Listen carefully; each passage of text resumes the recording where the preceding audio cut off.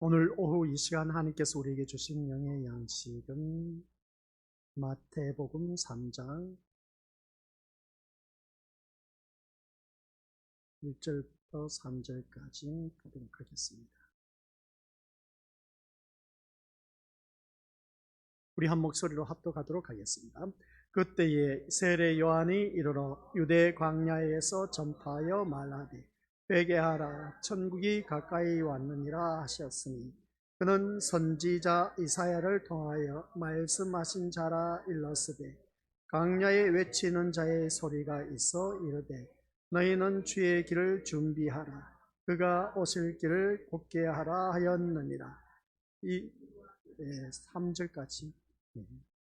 아버지 하나님 은혜 감사드립니다. 오늘 우리에게 주신 귀한 영의 양식, 우리 주님께서 기뻐 받으시는 믿음의 모습으로 하나님 영광된 삶을 사는데 부족함이 없는 믿음의 자녀 되게 하옵소서. 진정한 회개는 우리가 세상을 향했던 마음이 이제 주님께로 돌이키는 것임을 잊지 말게 하옵소서. 이어서 계속해서 말씀을 들을 때 은혜가 넘치는 복된 시간이 되도록 역사하여 주옵소서. 감사를 드리오며 예수님 이름으로 기도드립니다. 아멘. 우리가 4절은 읽지 않았습니다. 읽지 않는 이유가 뭔지 우리가 말씀을 들으면서 전하도록 하겠습니다.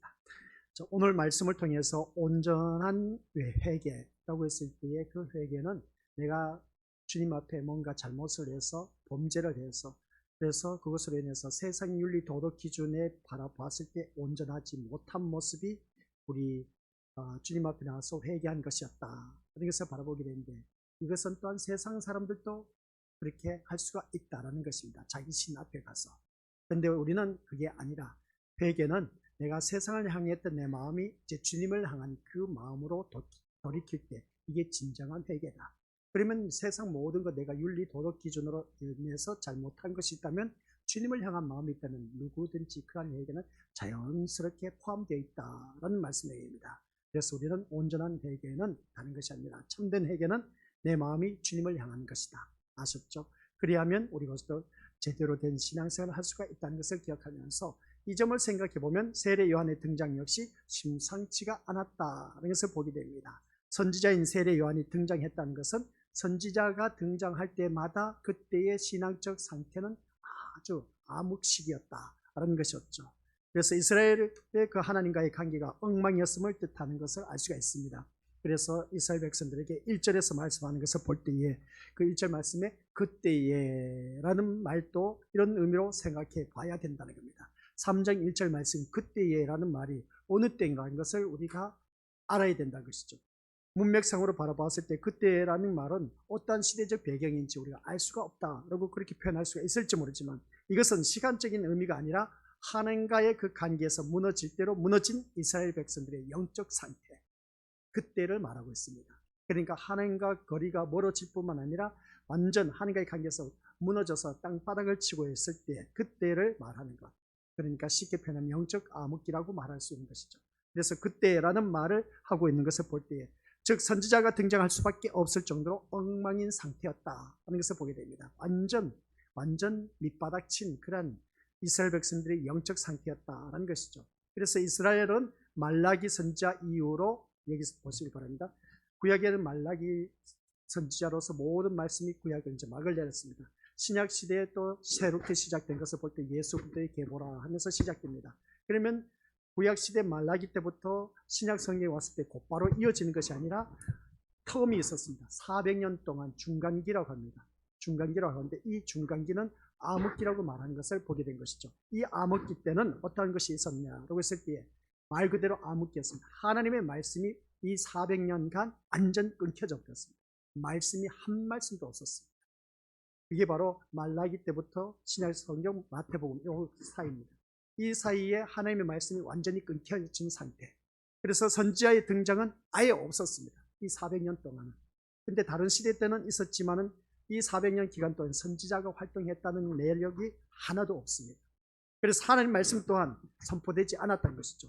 그래서 이 400년 동안 암흑기였습니다. 말라기부터 신약 성경 마태복음 오기까지 거기까지 400년이 걸렸는데 그 400년 동안 선지자의 등장도 없었다. 하나님의 말씀도 없었다. 말 그대로 완전 영적으로 바라봤을 때 암흑기였다. 이런 것을 보게 됩니다. 자연히 이스라엘의 마음은 하나님으로부터 떠날 수밖에 없었고 또 자기가 주인이 되어서 자신을 위한 인생을 살아갈 수밖에 없었다는 것을 알 수가 있습니다. 이러한 이스라엘에게 이제 세례 요한이 등장하게 됐습니다. 이스라엘 백성들에게서 마지막 선지자라고 했을 때 세례 요한이었던 것을 보게 된 것이죠. 그래서 그때에라고 하면서 그 말씀이 나온 것을 보게 됩니다. 그래서 세례 요한이 등장해서 외친 말씀이 회개하라 천국이 가까웠느니라고 외친다면 그 의미가 무엇이겠느냐라는 것입니다. 죄를 짓지 말라는 것이 아니라 우리 이 말씀을 통해서 깨닫는 것은 하나님을 외면하며 자신을 위해서 살아가는 자리에서 벗어나 하나님께로 돌아오라 이 말씀인 겁니다. 이게 바로 회개하라. 그래서 천국이 가까웠다는 말씀입니다. 그래서 오전 시간에는 우리들의 마음이 세상을 향했던 그 마음이 이제는 주님을 향한 것이었습니다. 그럼 여기서 우리가 알 수 있었던 이스라엘 백성들의 영적 암흑기가 하나님을 외면하고 자기 멋대로 살았던 그러한 자리에서 벗어나서 빨리 하나님께로 돌아오라 그 말씀이었습니다.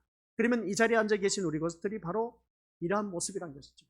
우리가 살아가는 모든 삶 속에서 하나님을 외면하고 온전히 교회에 나왔으면서도 불구하고 자기 구원, 자신을 위해서 이 자리에 나와 앉아있는 그 모습을 보게 됩니다.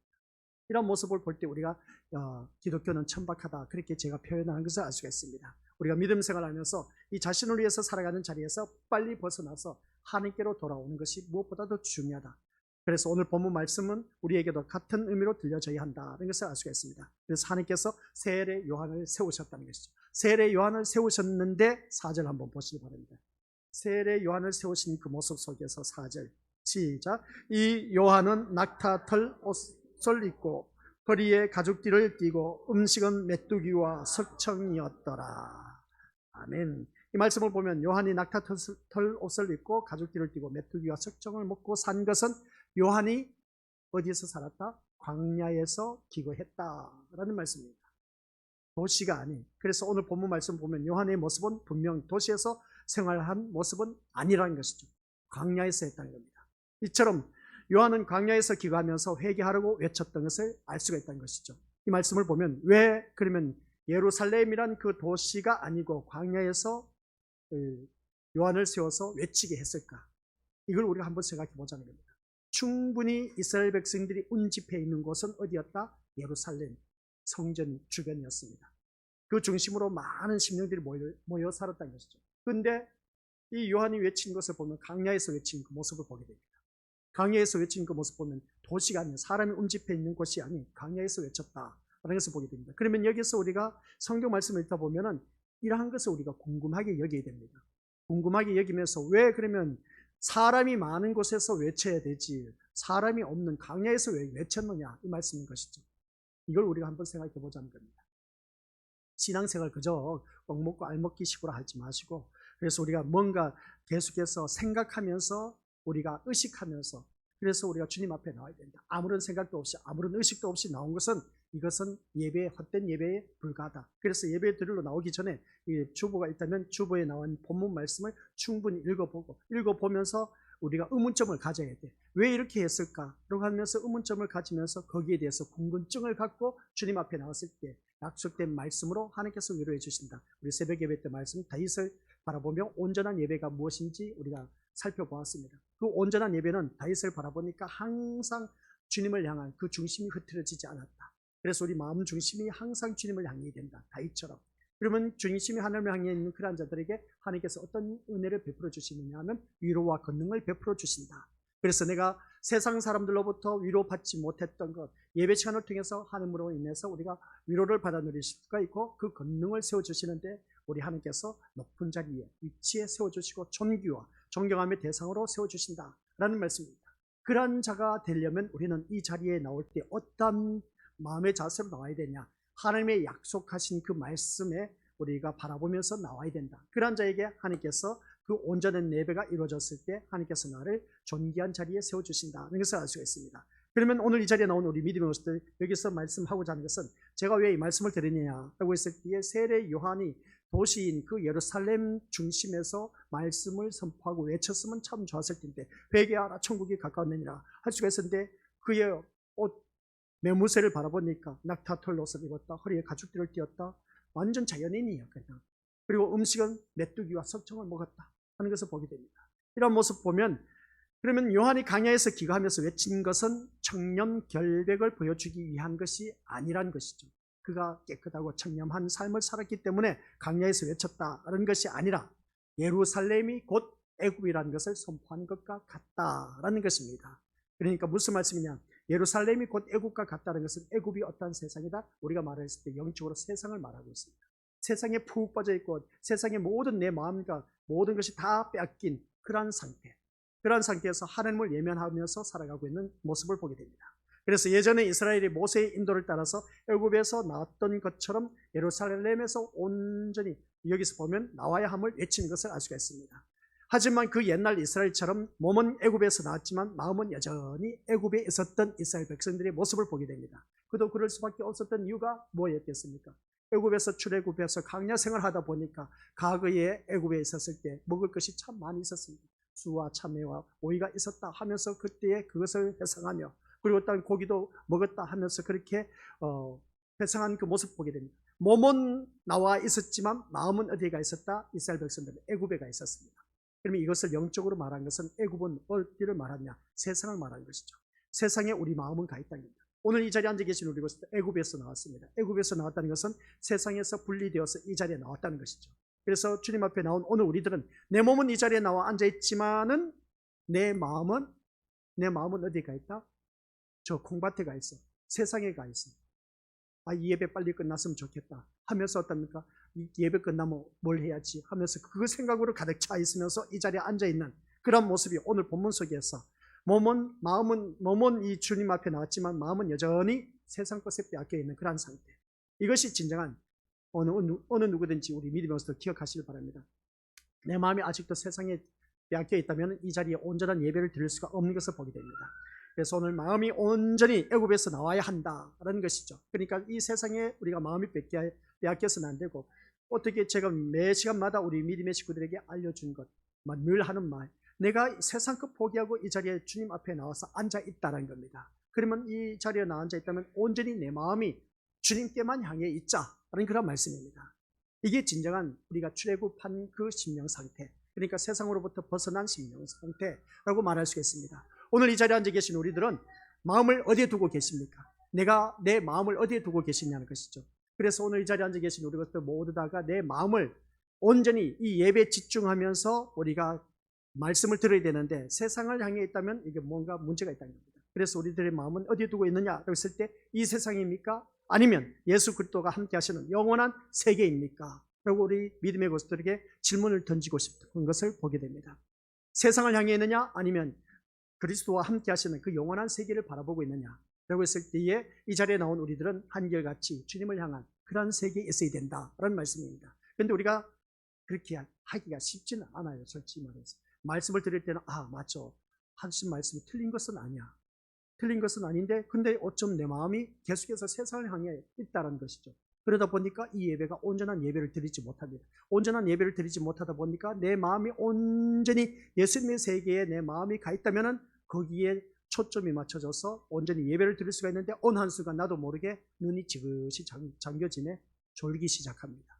내 마음이 세상 안일함에 푹 빠져 있다 보니까 그렇다는 것을 알 수가 있는 것이죠. 그래서 어쩌면 우리는 몸은 애굽에서 나와 있지만 마음은 여전히 애굽을 향해 있는지도 모른다는 것을 보게 됩니다. 여기서 우리가 어쩌면이란 것이 아니라 이것이 우리의 정확한 실상이라고 해도 지나친 말은 아니다 그런 것을 보게 됩니다. 지금도 비록 몸은 교회에서 예배를 드리면서 말씀을 듣고 있지만 세상을 향한 갈망은 여전히 우리 속에 존재하고 있다는 것을 보게 된 것이죠. 이런 우리에게 선지자로 온 세례 요한이 회개하라 천국이 가까웠느니라 고 외치고 있음을 우리가 잊지 말아야 되는 겁니다. 그러니까 무슨 말씀이냐, 이 세례 요한이 하는 말씀이 회개하라 천국이 가까웠느니라, 이 말씀이 오늘 이 자리에 앉아 계신 우리 것들을 향해서 말씀하고 있습니다. 너가 세상을 향해 있는 그 마음을 돌이켜서 주님께로 향하도록 하라, 그 말씀인 겁니다. 그 말씀이 회개하라 천국이 가까웠느니라 는 것이지 우리 것들 이제 이 그 말씀 우리에게 깊은 찔림이 되어야 된다는 것이죠. 이 찔림으로 끝나는 것이 아니라 진심으로 영원한 참된 세계가 어떤 것인가를 깊이 우리가 생각할 수 있어야 된다. 그리고 그 영원한 세계로 마음이 돌이킬 수 있도록 날마다 예배 시간 때 나올 때마다 우리가 하나님 앞에 부르짖고 구해야 된다. 하나님, 오늘 제가 주님 앞에 나가서 예배드립니다. 예배드리는 이 내 마음이 항상 주님의 세계를 향해 있도록 주님 제 마음을 붙잡아 주옵소서. 제가 주님 앞에 나가는데 예배 자리에 나와서 앉아있기는 한데 자꾸만 세상 것으로 내 마음이 빼앗기고 있습니다. 아버지 하나님, 내 마음을 추스려서 내 마음을 사로 붙잡아 주셔서 성령 하나님께서 도와주셔서 저 영원한 천국을 사모하며 말씀을 사모하며 이 자리에 나오게 하여 주옵소서. 이렇게 우리가 부르짖고 하나님 앞에 매달릴 수가 있어야 된다.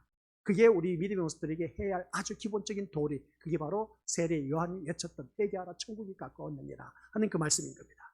그래서 이 말씀을 통해서 예수 그리스도께서 우리의 마음을 붙들어서 그 나라로 향하실 것임을 믿으며 주님을 바라볼 수 있는 그런 자, 이것이 오늘 우리를 향하신 하나님의 마음이다 라는 것입니다. 아셨죠?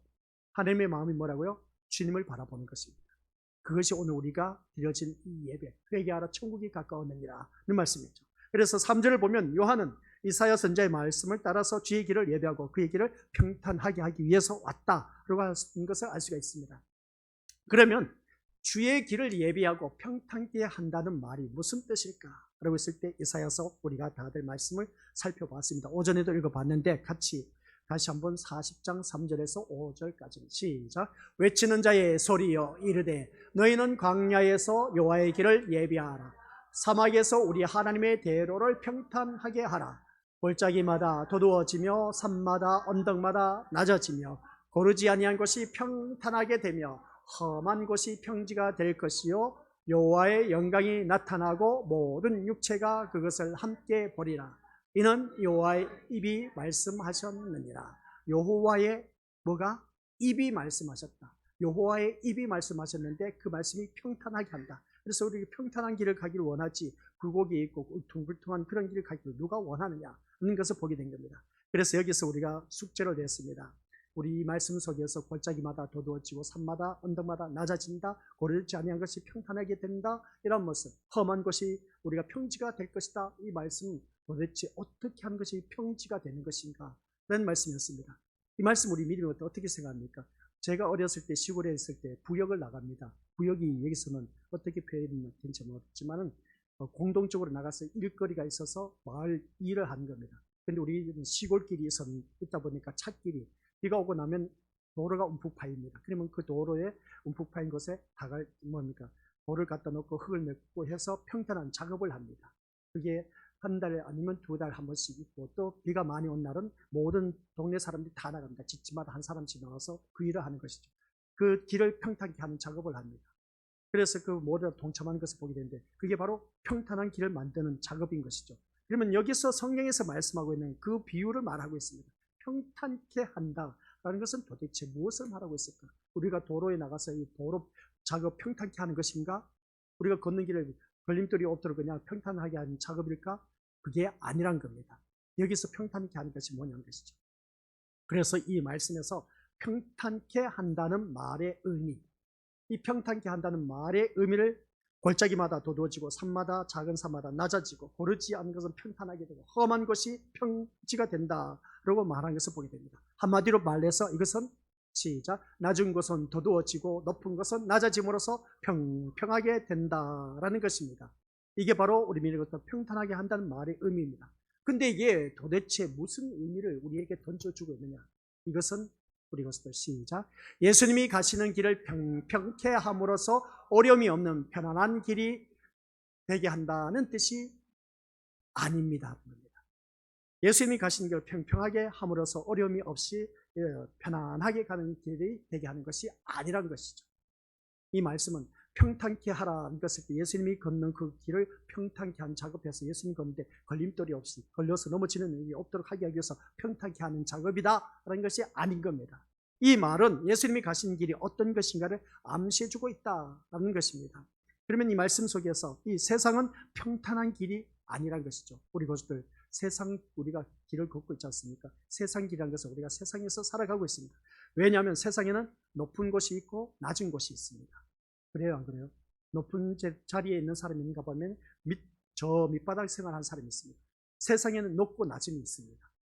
이제 감을 잡으시기 바랍니다. 그래서 평탄케 한다라는 말씀이 무슨 말씀인지 이 시간 우리가 제대로 캐치를 해야 돼요. 세상은 높고 낮음 기준으로 인해서 높은 자가 있고 낮은 자가 있기 마련입니다. 그래서 모든 사람이 낮은 자리를 벗어나서 높은 자리에 앉으려고 힘쓰고 애쓰고 노력하고 있음을 보게 됩니다. 하지만 그것이 뜻대로 되지 않을 때 사람들은 어떻습니까? 내가 높은 자리에 올라서야 되는데 생각지도 않는 사람이 나보다 앞서서 높은 자리에 앉아있네. 거기에서 실망하게 되고 절망하게 되고 세상을 향해서 분노하기 시작합니다. 어찌 저 인간이 그 자리에 올라갈 수가 있느냐는 것이죠. 그래서 우리나라 대표적으로 대통령 당선시켜놓고 흔들기 시작하지 않습니까? 깎아내리기 시작하고 무너뜨리기 시작하는 그 모습을 보게 됩니다. 그런 모습을 볼 때 이 세상의 모습을 바로 그런 것입니다. 높은 곳에 올라가 있으면 저 사람이 왜 저 자리에 있지? 있을 자격이 없다는 것이죠. 그 사람 내려오라는 겁니다. 하야시켜야 된다는 것이죠.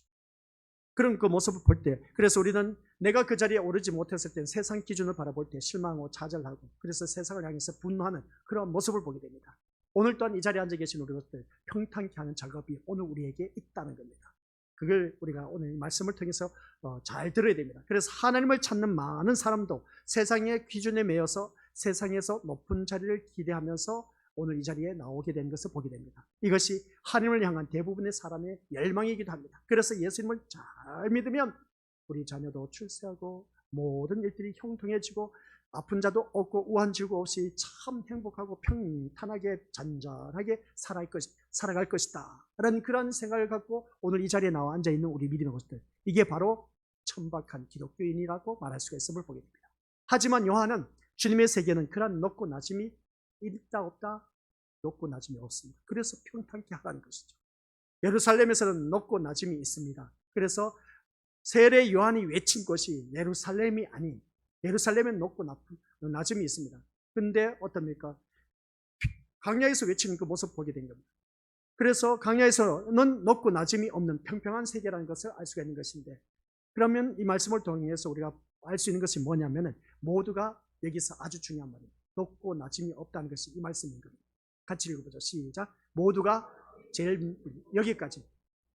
모두가 죄인일 뿐이라. 모두가 죄인. 다 똑같다는 겁니다. 여기서 평탄케 하라는 것이 뭐라고요? 길을 평탄케 하는 그것이 아니라 너나 나나 다 도찐이 개찐이 다 주님 앞에서는 죄인이라는 그 말입니다. 평탄케 하라는 그 말씀입니다. 그걸 알라는 것입니다. 누구도 높은 자리에 있고 누구는 낮은 자리에 있다. 누구는 높은 자리에서 죄를 덜 범했고 낮은 자리에서 죄를 많이 범했다. 아니, 그런 것이 말한 것이 아니라 우리 믿음들 여기서 우리는 주님 앞에서 누구든지 다 똑같이 죄인이다 라는 그 고백인 겁니다. 평탄케 하라는 말씀이. 아시겠습니까? 성경책에 적어놔요. 이거 듣기가 힘들어요. 그러니까 우리 믿음의 것들 높고 낮음의 이 모든 것은 평탄하다라는 이 말씀, 평평하다 이런 말씀은 한마디로 표현해서 그 십자가 앞에서는 우리는 모두 다 죄인일 뿐이다. 아시겠습니까? 죄인된 나를 위해서 세상에 오시고 십자가에 죽으신 예수님을 바라보는 것, 이게 우리 믿음의 한결같은 마음으로 주님을 바라보는 자, 그게 바로 길을 평탄케 하는 것이다. 아시겠습니까? 평탄케 하라는 뜻이 우리는 모두 다 십자가 앞에서 죄인이라는 그 신분을 잊지 말라는 그런 내용입니다. 그래서 요한은 광야에서 뭐라고 했습니까? 회개하라, 천국이 가까웠느니라 고 외치는 것을 보게 된 것이죠. 그리고 이것이 주의 길을 예비하고 주의 길을 평탄케 하는 것이 된다는 말씀 내용입니다. 주의 길을 예비하고 주의 길을 평탄케 한다는 것은 주님 앞에 내가 죄인이라는 고백하는 그 사람을 두고 말하고 있는 것을 보게 됩니다. 즉 죄를 짓고는 살지 못하나 죄의 문제가 해결되면 우리는 편하다는 것이 평탄하게 된다는 그런 말씀인 겁니다. 오늘 이 자리에 앉아 계신 우리 것들 제3의 은총을 받은 자, 그러니까 주님 앞에서는 누구든지 다 똑같이 죄인이란 것이죠. 다 똑같이 죄인인데 아니야, 너는 죄를 많이 범했기 때문에 넌 죄인이야, 나는 덜 죄를 범했기 때문에 죄가 별로 없어 해서 죄인이 아닌 것이 아니라 예수 그리스도 앞에서는 누구든지 다 죄인이라는 것을 보고 우리가 평탄케 하라. 자기의 신분이 뭐라고요? 죄인인 것을 알라는 것입니다. 그 말씀을 가지고 주님 앞에 나온 것을 우리가 주의 길을 예비하고 평탄케 하는 것이다 하는 말씀이죠. 그러면 이 말씀을 통해서 우리가 그래도 잘 모를 겁니다. 그래서 신자는 바로 요한이 평탄한 주의 길을 걸어가는 사람이라고 말하는 것을 보게 됩니다. 그래서 우리는 평탄하게 한 주의 길을 걸어가는 사람, 오늘 이 자리에 앉아 계신 우리들을 말하고 있는 것인데, 그러면 여기서 말씀하고 있는 회개하라 천국이 가까웠느니라는 말씀 안에서 높고 낮음이 있는 세상의 길을 가는 것이 아니라 높은 곳은 낮아지고 낮은 곳은 도두어지며 평탄의 길을 걸어가고 있는 것을 우리에게 말씀하고 있습니다. 그러니까 이 말씀을 통해서 우리는 세상의 기준을 가지고 세상의 것으로 높고 낮음을 따지며 싸우는 사람이 아니다라는 내용입니다. 아시겠습니까?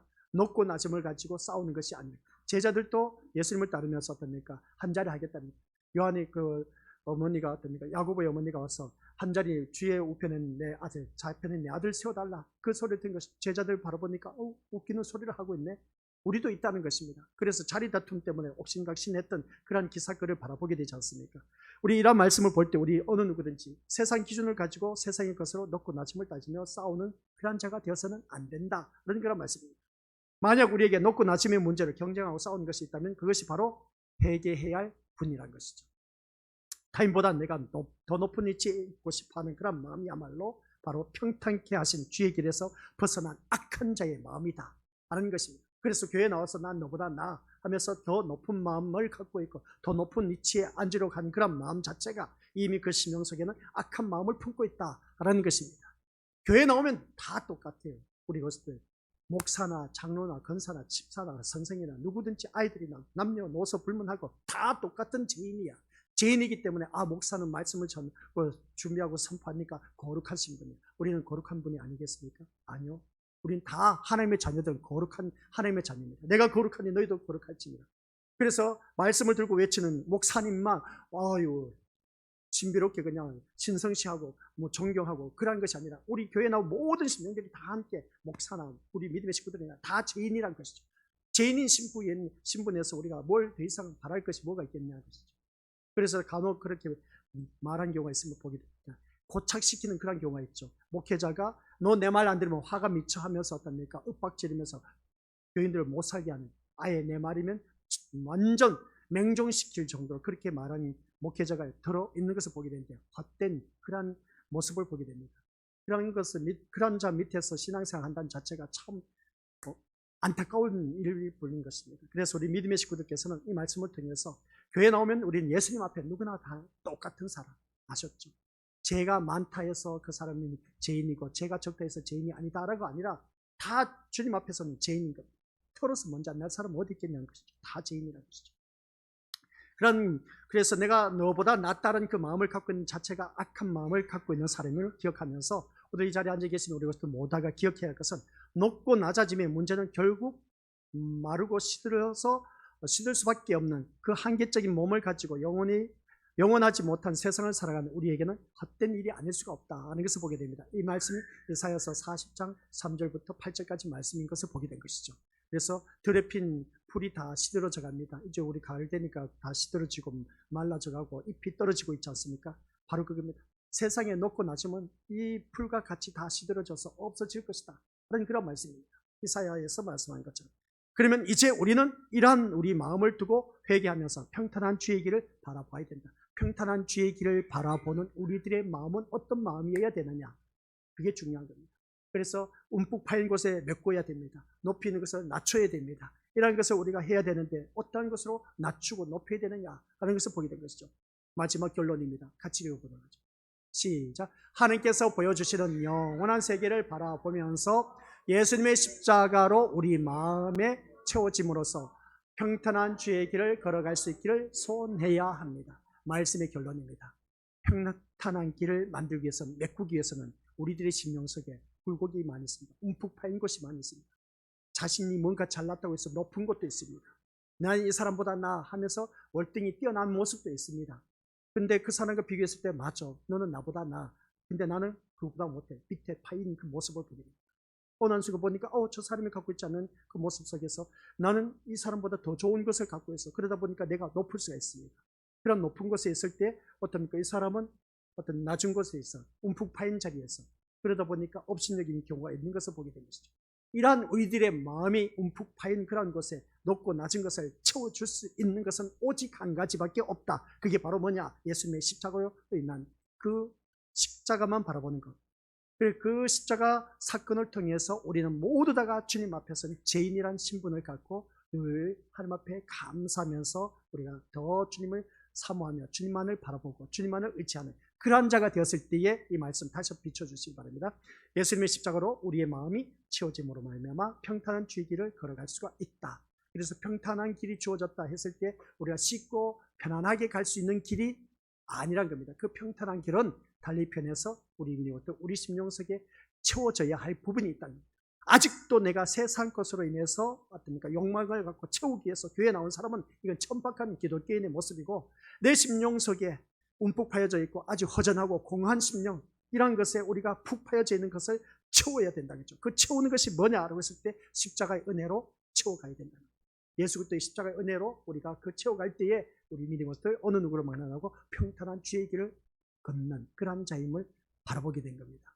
그래서 오늘 말씀 통해서 주신 교훈을 보면서 더 주님 앞에 신실한 모습으로 거듭나야 된다 하는 것을 보게 됩니다. 그리고 오늘 오전 시간과 오후 시간에 말씀의 요지가 있습니다. 오전 시간에는 회개하라 천국이 가까우니라.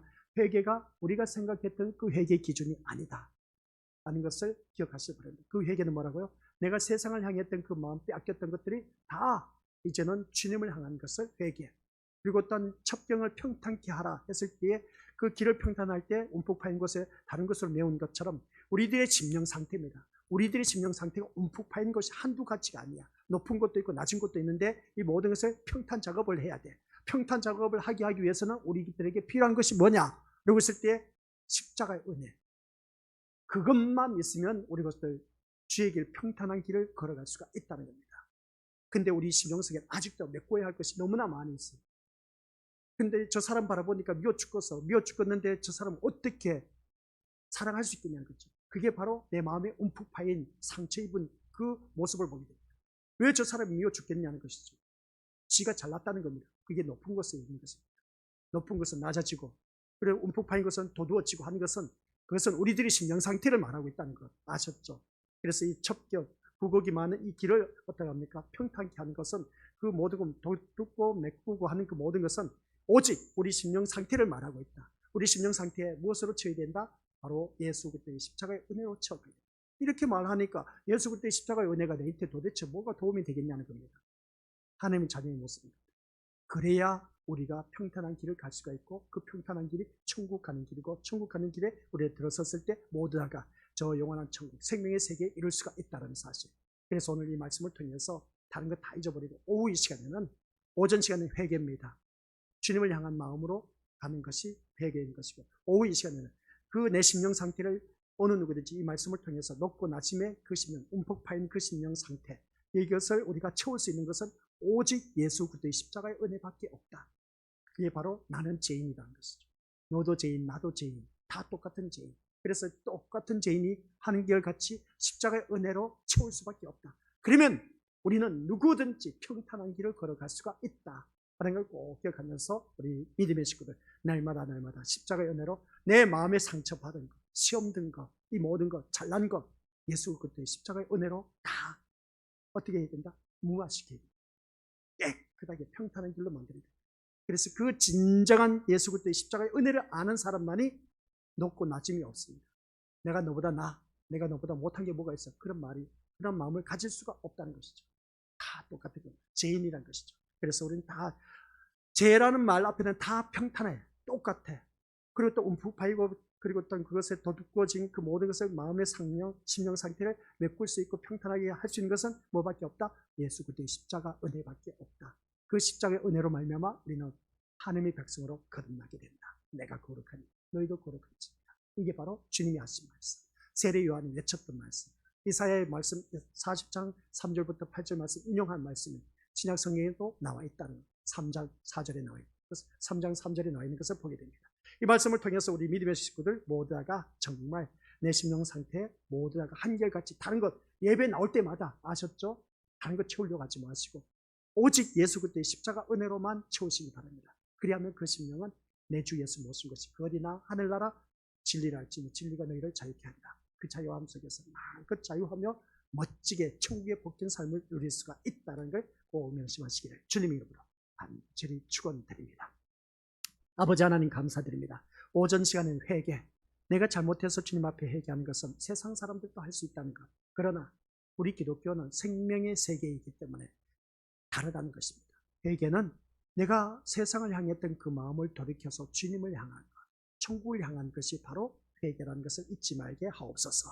오늘 오후 이 시간에는 아버지 하나님 모든 내 마음 심령 상태 아버지 하나님 기억하게 하여 주옵소서. 우리 심령 상태는 어느 누구든지 골짜기가 도도지고 산마다 언덕마다 낮아지고 거르지 못한 것을 평탄하게 되고 험한 것이 평지가 되는 하는 것, 이게 바로 우리들의 심령 상태라는 것. 이 심령 상태 아버지 하나님 기억하게 하여 주옵소서. 내 마음의 상처로 움푹 파인 곳이 있습니다. 또 내가 남들보다 나아서 높은 곳에 있는 것도 있습니다. 이 모든 것은 주님 앞에 평탄 작업을 해야 되는데 그 평탄 작업할 수 있는 것은 오직 이 예배 시간 십자가의 은혜, 예수 그리스도의 십자가의 사건의 그 은혜밖에 없다는 것을 기억하게 하옵소서. 그 십자가의 은혜가 무엇이겠습니까? 죄인으로서 지옥 갈 수밖에 없었던 나를 우리 주님의 그 십자가 사건을 통해서 구원해 주셔서 저 영원한 천국에 갈 수 있다는 것입니다. 그 십자가의 은혜를 날마다 우리 심령을 속에 쳐 나갈 때 평탄한 길이 주어지고 내 주 예수 모신 것이 거리나 하늘나라가 되고 진리라 할지니 진리가 너희를 자유케 하리라 마음껏 자유하면서 천국의 삶을 누릴 수가 있다는 것을 오늘 이 말씀을 통해서 깨달았습니다. 아버지 하나님, 우리 모든 믿음의 심령들 정말 내 마음속에 예수 그리스도의 십자가의 은혜만으로 가득 찬 아버지 하나님 자녀 되게 하옵소서. 예수님의 이름으로 기도드립니다. 아멘. 하늘에 계신 우리 아버지, 아버지 이름을 거룩하게 하시며 아버지의 나라가 오게 하시며 아버지의 뜻이 하늘에서와 같이 땅에서도 이루어지게 하소서. 오늘 우리에게 일용할 양식을 주시고 우리가 우리에게 잘못한 사람을 용서하여 준 것 같이 우리 죄를 용서하여 주시고 우리를 시험에 빠지지 않게 하시고 악에서 구하소서. 나라와 권능과 영광이 영원히 아버지의 것입니다. 아멘.